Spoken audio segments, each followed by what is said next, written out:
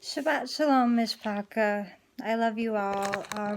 I was just wanting to do a video for Shabbat, and I refer a lot to a lot of Lou White's books, and I look a lot up to him and Mattiyahu from End Time Watchmen. They're amazing. This is one of the books I've been reading a lot from. I'm gonna start with a white stone. There's a white stone mentioned at Revelations 2:17, and the knowledge the builders rejected it. Psalms 118:26. It is the key of knowledge. And the answer to the question posed at Proverbs 34. Mattiyahu Carmel 1 Kings 18:20 through 40 gave proof that Yahuwah is Elohim, not Baal or Baal, Hebrew Lord. That means the same thing as Baal. Our teachers have a long tradition of teaching lies and futility. That's talking about the circus fathers. The identity of who Yahusha is may be found in his name. It means, I am your deliverer. The world is now learning how far it has been led astray, even to the point of hiding his true identity and calling on devices invented by man, which any preface will clearly show those who diligently seek his name.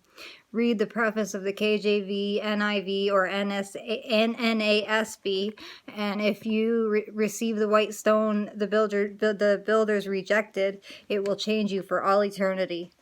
When my grandma passed and I found out the truth about Yahuwah and Yahusha, it helped me to stay sober, and it helped me stay on the right path, and I continue to stay running for Yahusha.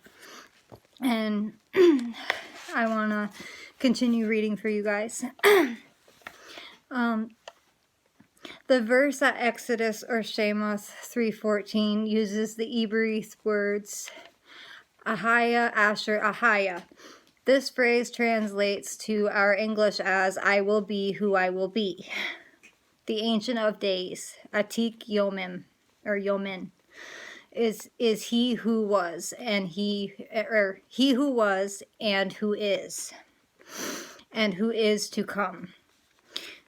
It identifies Yahusha to be the Aleph and the Tav at Revelation 1:8, revealing he is the Almighty Al Shaddai. We must not incriminate anyone, but help them guard the commandments and learn to do the things that please Yahusha. Men's teaching authorities are not pleasing to him. What would life look like if Yahusha instilled a love for his commandments in you? Everyone would despise and ridicule you, especially your family. Am I unkind in any of my words towards your responses? Why do you suppose that I'm not? I'm not trying to be right. Wisdom shows its uprightness by results, and Yahusha wants you to belong to him. He's been calling you. He is there when you're ready to open the door and invite him into your life. The good tree bears good fruit, the bad tree, bad fruit.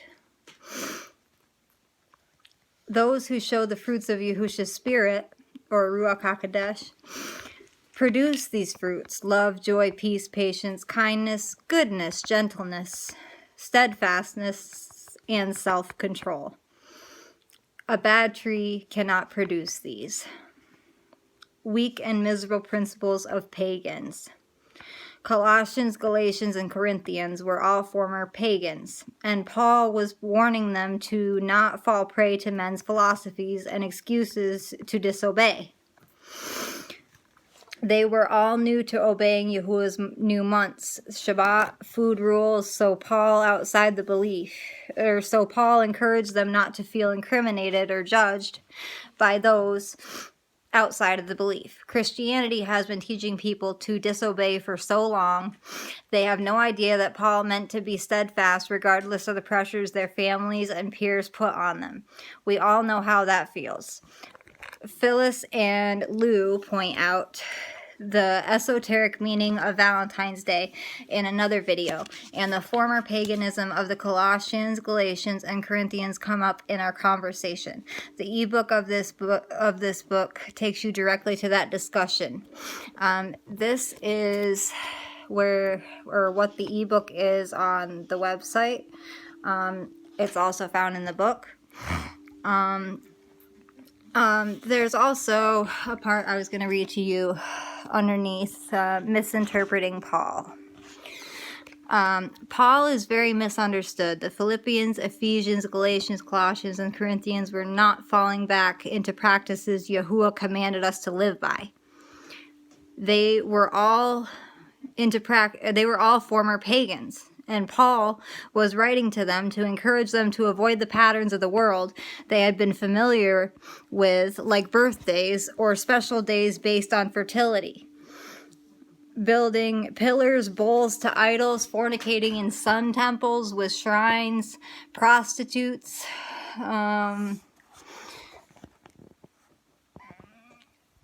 These are the weak and miserable principles. In fact, the things they did were so disgusting, Paul said it was shameful even to speak of them. Ephesians 5:12. You can find a reference to that in. Peter describes their folly, or their stupidity, to be like a dog returning to its own vomit. Like, we hear bad stuff like is put into our food, yet we still go to fast food restaurants and eat the garbage. That's an example, like, from today. But, where was I? Okay, okay, you can find, things referring to that in 2 Peter 2:22 and Proverbs 26:11. Today, pastors act like the Shabbat is dog vomit, but they misunderstand what they profess to be truth. They say Shabbat's Sunday, and it's not. Shabbat is from Friday evening to Saturday evening. So they have Shabbat completely incorrect. And they've been teaching it to our children and our families very incorrect in the Christian churches or circuses. Yahuwah commanded us to live by. They were all former pagan. Okay.